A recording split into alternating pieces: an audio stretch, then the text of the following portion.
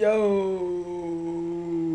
what is up, everybody? How's it going? It's your boy Prince, and I'm back for another new video on the channel. As you guys can see by the title of this video, this is a story time video. I know a lot of y'all's favorites. But this story time is something that I've been wanting to talk on. I've talked on it in videos on other channels before, and kind of even touched on it a little bit in the podcast that we've done. But this story time is the story of how I almost went to jail at like 13 years old. So this story starts off, as you guys know, if you guys have seen this first time smoking weed story time, started off smoking weed when I was about 8 years old. Started off with my older sister, kind of stopped a little bit, and it really picked up when I was like 16, 17, 18. And it's been a great thing that has came into my life ever since. So yeah, this story time though partakes of when I was really young. I was about 13 years old, 7th grade, and I couldn't get my hands on weed. Now, for the teenagers, I'm not promoting it or anything to y'all, but for the people that are doing it that are underage now, y'all know the struggle of sneaking out your window, trying to meet the dude down the road, trying to do it at school, do whatever you can to get it, because at that age, the fear is what conquers it, but the adrenaline is what also made me want to do this. So this story starts off in my middle school. Like I said, I was 13, 14 years old in 7th grade, and I got on the bus one day. We're leaving school, I get on the bus, hop on the bus, and how our bus was, how it set was the middle schoolers sat in the front, the high schoolers sat in the back, which was really dumb, because you put the most irresponsible fucking hormone kids back there. There was kids, getting it on and all that shit back there. My high school was fucking wild. But the middle school, we sat up front. And so I remember there was this kid, I'm not going to say his name for this video, we'll call him Chief. Everybody knew Chief did drugs.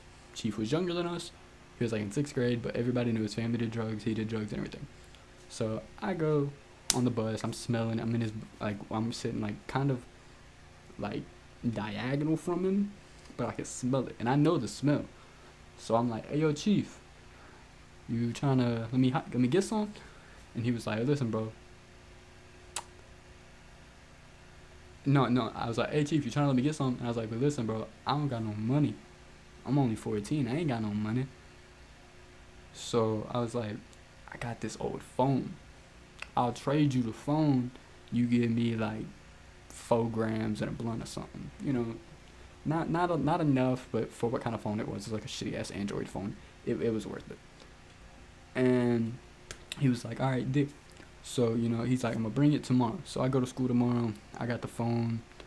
And I had got a new phone at the time. So my dad instantly knew, because he was like, why the fuck are you taking 2 phones? Like, you have no reason to take 2 phones. Like, that was his first mindset. So I get in first. So how you got dropped off is you go around the school, and there'd be 2 doors to the side, and you would go in those. And 7th grade and 8th grade went to the gym, and then 6th grade sat into the cafeteria. So he was in there. So automatically me going in there, it looks weird. Unless I'm getting breakfast, it looks weird. So I was like, all right, fuck it. I went through the lunch line, got me some breakfast. Then I wrapped around, and he was kind of sitting in the front, and I sat down right there. And I'm like sitting there, I'm eating, because you're supposed to eat, if you get lunch, you're supposed to eat in the cafeteria or breakfast.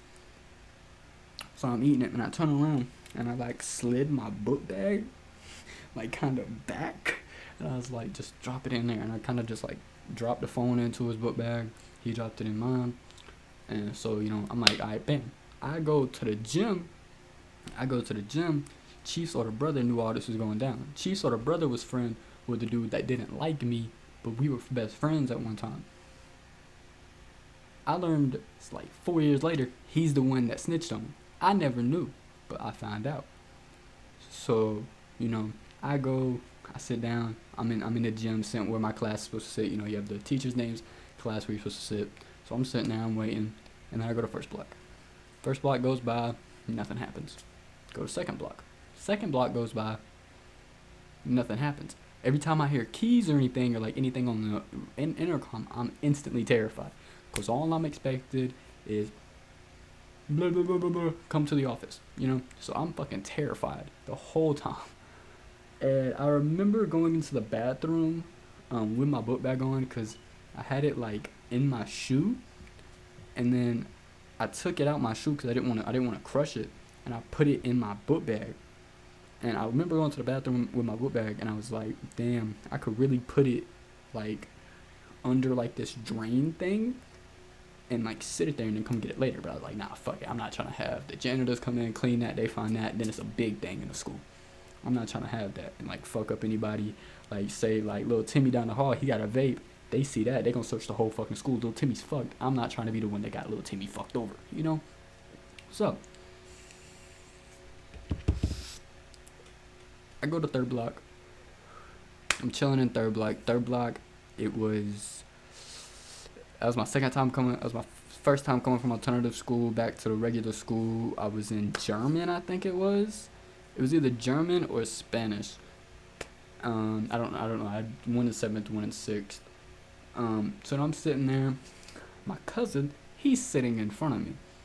You know, we're sitting like over in the corner, basically, just really not paying. I didn't give a fuck to learn German. I still don't. And that teacher hated me. But we're sitting there, and I'm like, all right, bet. Bet. And then all I hear is keys jingling, door opens, assistant principal right there. Instantly, boom, looks at me, goes, Prince. Some real name, we're not gonna disclose my government name on here, but he said, Prince, we need you to come with us. Instantly, right there, I was always a bad kid. I kind of fucked myself over here, cause like I stood up and I was like, man, y'all always messing with me for no fucking reason. Like, I don't even do shit. Like, blah, like just trying to be an asshole, basically. And he's like, get your stuff, come on. So I'm like, all right, I gotta tie my shoe. And I go down to tie my shoe, but I'm actually grabbing the little baggie. And I'm trying to stuff it in the wall, or like I tried to hand it to my cousin. And the second I go to hand it to my cousin turns around and he's like, nah, bro, I ain't taking that. And that's when the assistant principal comes around. Also, the teacher in there snitched on me too. She was like, he's doing something. The fuck you mean, bitch? Leave me alone. Like, you don't get paid enough for this. You don't. So I go with him. I'm walking down the hall. And now that I'm older, there's a lot of things that came into my brain as I got older, like thinking about that time where it was like, man, he was in front of me. I still had it. I could have ate it. Like, I could have done so much shit to avoid this. And we go to the guidance counselor. We whooped around to the guidance counselor. And we're sitting there. And I don't even care to say his name. Mr. O'Brien, you're a bitch. You cheated on your wife with the assistant principal. And she left you at a basketball game in fucking Georgia. Fuck you. You're also a pedophile. I hope you see this. Fuck you, O'Brien. And I'm sitting there. And Mr. O'Brien, he always thought he was hot shit. So, he's standing there. He's... You need to tell us who did this. You're a guidance counselor. You have no fucking control over me. First of all, fuck you. Like, screw you, bro. And I was like, man, I got it from somebody. They just told me to hold on to it. And they brought a yearbook out. And they got me going through the yearbook. And I'm like, nah, bro, ain't none of these people look familiar. I don't know none of these people. Because me, I ain't snitching on nobody. Turns out, my ex-best friend, he went and ratted on me. They already knew the whole story. They knew exactly who I got it from. They knew everything. The dude that I got it from, Chief already left school. Chief moved to Georgia to get the fuck away from going to jail. So, they're like, all right, Prince, come on. Let's go to the office. I go to the office, boom, bam, wow. I'm going in like the little meeting room, I don't know if you guys ever went. Like, it's like a big ass room, and there's like chairs, and I'm sitting there, and then all I see is my dad walk around the corner. Man, I have never seen so much anger in this man's eyes. Instantly, he was, where's that phone at? And I was like, what phone? And he was like, nah, you know what phone. So he does a little tracker on it. Finds out the Chief got it. I'm like, man, fuck. Like, I'm like, fuck, I'm really finna go to jail right now. And so the school resource officer comes in there. I didn't like him either. And he comes in there and he's like, we can take him to jail right now. We can take him right now. And my dad was like, take him, see if he can handle it. So they take me down to the little county jail that we got, and like they're giving me basically like a tour, like, oh, this is where you don't want to be, whoop de whoop whoop. And like I'm looking at like in the jail, so, like I'm walking through seeing the inmates and shit, and I'm like, half these dudes on meth and my size. You put me in here, I'm whooping all them, bro. I'm taking all of them. Like there's not a lot of people in that jail at the time that could have took me, so there was no fear. But my dad ended up not wanting them to arrest me. They took the weed, went and sent it off, and then they came back. And then I remember they came to my house one day. They asked my dad one more time. They were like, "We can arrest him right now. It's up to you. But if he's not arrested, he will be going to alternative school, which is like basically the bad kids school. Like if you got in trouble way too many times, they sent you there. You stayed there for a little bit. Some kids like stayed there and graduated there, and I was never one of them kids. I went for I think 7 months. I went, and you know it was fun, but being in regular school, being able to have my phone, being able to listen to music wherever I wanted to, that was all worth it, you know. So moral of the story basically is don't buy drugs at school, and don't do drugs. I don't consider cannabis a drug. Also, don't do it unless you're old enough to. I'm not gonna tell you an age to do it, but if you feel that you're old enough to do it, then do it. But don't go doing the hard shit. That's bad. But yeah. That's basically the story time of how I got caught with cannabis or almost went to jail. I don't know what the fuck I'm gonna title this. If you guys want more story times, let me know down below.